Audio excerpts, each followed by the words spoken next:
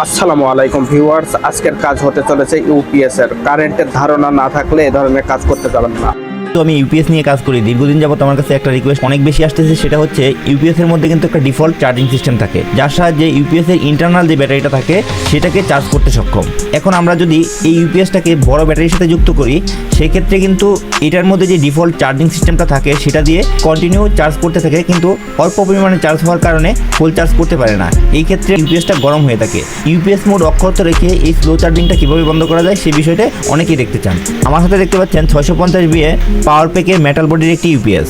এই ইউপিএসগুলোর সাথে charger, auto cut, cooling fan, extra cable যুক্ত করে বড় ব্যাটারি দিয়ে বেশিক্ষণ ব্যাকআপ নিতে পারি। এই ভার্সনে যে ইউপিএসগুলো সবগুলোর বুট কিন্তু এইরকম। এখানে যে বুটটা দেখতে পাচ্ছেন, চার্জিং সিস্টেমটা টেস্ট করার জন্য একটি ডিজিটাল এম্পিয়ার মিটার নিয়েছি, যেটাতে ভোল্ট এম্পিয়ার দুইটাই শো করে। এটা দিয়ে সঠিকভাবে কাজটা দেখাতে পারবো। এখন কোনো প্রকার লোড ছাড়া যদি নর্মালি ইউপিএসটাকে অন করে দেখি, সেক্ষেত্রে দেখুন এখানে 0.77 এম্পিয়ার হারে ডিসচার্জ করতেছে। এখন যদি লোড হিসেবে একটা বাল্ব জ্বালিয়ে দেখায়, বাল্বটা জ্বলার সাথে সাথে এম্পিয়ারটা বেড়ে যাচ্ছে। আবার লোড ছেড়ে দিলে নর্মালি চলে আসতেছে। এতক্ষণ ডিসচার্জিং এম্পিয়ারটা দেখছি, কিন্তু চার্জিং এম্পিয়ার দেখতে পাই নাই। এখন মিটারটাকে আগে যেভাবে ছিল এর বিপরীত সাইডে সেট করব। ইউপিএস এর এসি কোডটা বিদ্যুতে প্লাগ ইন করার পর দেখতে পাচ্ছি 0.29 বা 30 এই হারে চার্জ হচ্ছে, যেটা কিনা ইন্টারনাল 7 এম্পিয়ার ব্যাটারি চার্জ করার জন্য আদর্শ। এবার এই চার্জটাকেই অফ করার জন্য ইউপিএস এর ট্রান্সফরমার থেকে প্রাইমারি কয়েলের যে কানেকশনগুলো আছে সেই টার্মিনালটা খুলবো। এই লুপগুলোর মান যথাক্রমে 0, 155, 220 এবং 255 ভোল্ট। এই বোর্ডের ক্ষেত্রে এই যে 255 ভোল্ট যেই লাস্টের ওয়্যারটা আছে এটাকে খুলে ফেলবো। ইউপিএস এর বোর্ডে আবার সেট করি।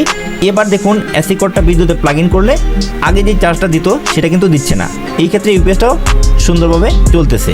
এখন সম্পূর্ণ টিএসটি একটা বোর্ড দেখাবো, যেটা খুবই কমন এবং বড় ব্যাটারি দিয়ে চালানোর উপযোগী। এই সকল বোর্ড যে সকল মেটাল বোর্ডে ইউপিএসে থাকে সেগুলো হচ্ছে ওভো, পাওয়ার ভোল্ট, পিসি পাওয়ার, অ্যাপোলো ডিএক্স, জেনারেল পাওয়ার। এই সকল ব্র্যান্ডের মেটাল বডির ইউপিএসগুলোতে এই বোর্ডটা থাকে। দেখুন এটাও নর্মাল মোডে আগের এটার মতোই 0.79 বা 0.80 এরকম হারে ডিসচার্জ করতেছে।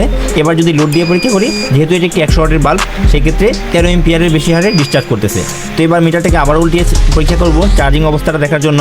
এখানে এসি কোডটা বিদ্যুতে প্লাগ ইন করার পর আগের এটার মতোই 0.29 বা 0.30 এরকম হারে চার্জ করতেছে। এই বোর্ডের ইউপিএসের ক্ষেত্রেও সেম কাজটাই করতে হবে, কিন্তু এখানে অতিরিক্ত একটু কাজ করতে হবে, যেটা হচ্ছে প্রাইমারি কয়েলের লাস্টের ওয়্যারটা যেটা আছে 255 ভোল্ট, সেটা খুলে বোর্ডের টার্মিনালটা যুক্ত করার পরে 220 ভোল্ট এবং 255 ভোল্ট এই দুইটা টার্মিনাল শর্ট করে দিব। এই দুইটা লাইন শর্ট করে দিব। শর্ট না করলে দেখুন ইউপিএস যখন বিদ্যুতে প্লাগ ইন করা হবে তখন টিক টিক টিক টিক একটা শব্দ করে, যেটা কিনা রিলেটা উঠাতে পারছে না, যেই ক্ষেত্রে ইউপিএসটা চলবে না। এই দুইটা লাইন যদি শর্ট করে দেয় সেক্ষেত্রে টিক টিক বন্ধ হয়ে যাচ্ছে এবং আউটপুটে লাইন আসতেছে। যদি এটা না করা হয় সেই ক্ষেত্রে আউটপুটে লাইন আসবে না। ক্লিয়ারভাবে যদি না বলি সেক্ষেত্রে আপনারা ঘুরিয়ে ফেলবেন। যে এই দুইটা বোর্ড দেখালাম, এই দুই বোর্ডের ক্ষেত্রে এই সিস্টেমটা কাজ করছে। আমার কাছে অনেক ব্র্যান্ড এবং মডেলের ইউপিএস এবং বোর্ড আছে, সেই ক্ষেত্রে আমি ওইগুলোতে ট্রাই করে দেখছি। প্লাস্টিক বডিতে আমি ট্রাই করছি। এই স্লো চার্জিংটা বন্ধ করতে গেলে বিভিন্ন সাইড ইফেক্ট দেখা দেয়, যেমন ইউপিএস মোড কাজ করে না বা আউটপুট আসে না, অথবা ট্রান্সফরমার গরম হয়ে যায়, মোসফেট গরম হয়ে যায়।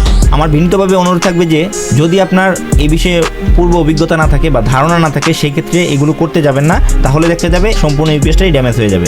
এখন আমার বাস্তব অভিজ্ঞতা যদি বলি, সেক্ষেত্রে বলতে হবে যে আমরা যে অগণিত মেটাল বডির ইউপিএসগুলো বেশি সময় ব্যাকআপ পাওয়ার জন্য charger, auto cut, cooling fan, extra cable ইত্যাদি এক্সট্রা ইকুইপমেন্ট অ্যাড করে মডিফাই করেছি, তার মধ্যে থেকে কোনোটিতেই এই স্লো চার্জিং সিস্টেমটা কাটা হয়নি। মজার বিষয়টা হচ্ছে এই ক্ষেত্রে কেউ আমাকে কমপ্লেন করে নাই যে এই স্লো চার্জিং থাকার কারণে তার সমস্যা হচ্ছে। ইউপিএসে যদি বড় ব্যাটারি যুক্ত করেন আর যদি কুলিং ফ্যান থাকে, সেক্ষেত্রে এটা কাটার কোনো প্রয়োজন নেই, এমনিতেই খুব সুন্দরভাবে চলে। তো দেখা হবে অন্য একটা ভিডিওতে নতুন কোনো বিষয় নিয়ে। সে আশাবাদ ব্যক্ত করে আজকের মতো বিদায় নিচ্ছি। আল্লাহ হাফেজ।